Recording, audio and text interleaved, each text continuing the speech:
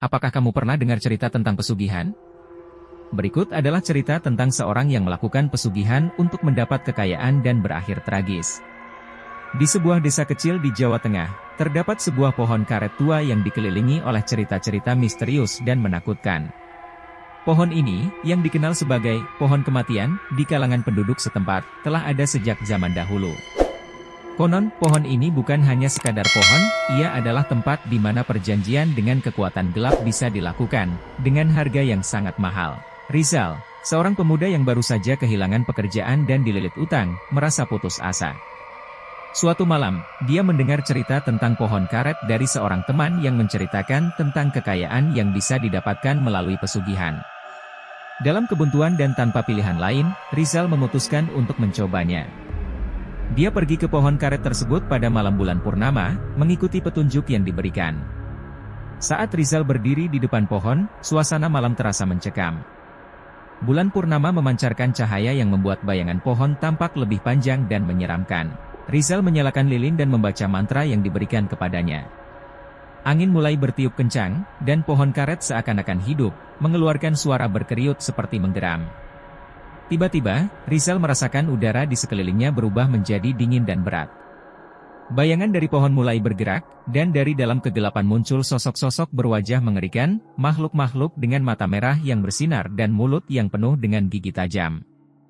Mereka tampak seolah-olah ingin menarik Rizal ke dalam kegelapan. Sosok-sosok itu mengelilingi Rizal dan membisikkan suara-suara yang tidak bisa ia mengerti, namun terasa sangat menakutkan.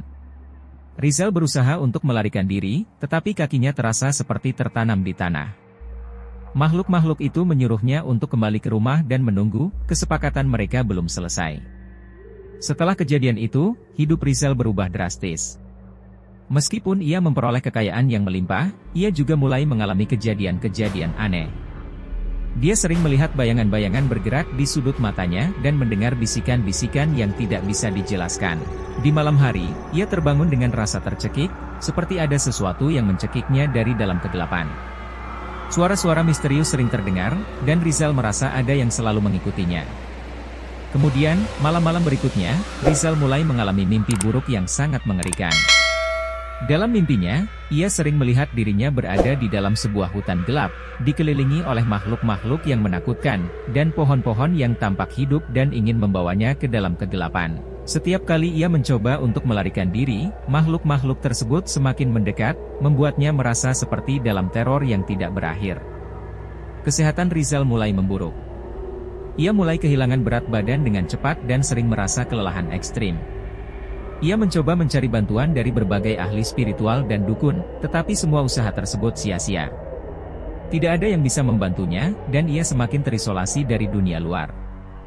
Suatu malam, ketika Rizal kembali ke pohon karet untuk mencoba membatalkan perjanjiannya, ia menemukan bahwa pohon tersebut telah berubah. Cabangnya membentuk simbol-simbol yang tidak bisa dikenali, dan udara di sekitar pohon terasa semakin dingin dan gelap. Rizal merasakan ada sesuatu yang sangat jahat dan mengerikan di sekitar pohon. Ketika ia mencoba untuk mendekat, makhluk-makhluk yang pernah mengikutinya muncul kembali, dan kali ini mereka tidak hanya menghantuinya di mimpi, mereka benar-benar ada di sana, menjilat dan menggigit, menandakan bahwa mereka tidak akan membiarkannya pergi. Beberapa hari setelah kejadian itu, Rizal menghilang tanpa jejak. Penduduk desa melaporkan melihat sosoknya di sekitar pohon karet, berkeliaran dalam keadaan pucat dan penuh ketakutan. Pohon karet itu tetap berdiri, menjadi saksi bisu dari kesepakatan terlarang dan penderitaan yang diakibatkannya. Suara bisikan dan jeritan dapat terdengar saat malam tiba, seolah-olah Rizal masih terjebak dalam kegelapan yang tidak pernah berakhir. Pesan moral, tidak ada jalan pintas menuju keberhasilan yang benar-benar berharga. Setiap usaha untuk menghindari kerja keras dan mencapai kekayaan secara instan seringkali disertai dengan konsekuensi yang sangat mahal. Menggunakan cara-cara terlarang dan mencari solusi cepat untuk masalah seringkali membawa penderitaan dan kehampaan yang lebih dalam. Keberhasilan yang diperoleh dengan cara yang tidak jujur tidak akan pernah memberi kepuasan sejati dan dapat merusak hidup seseorang secara permanen.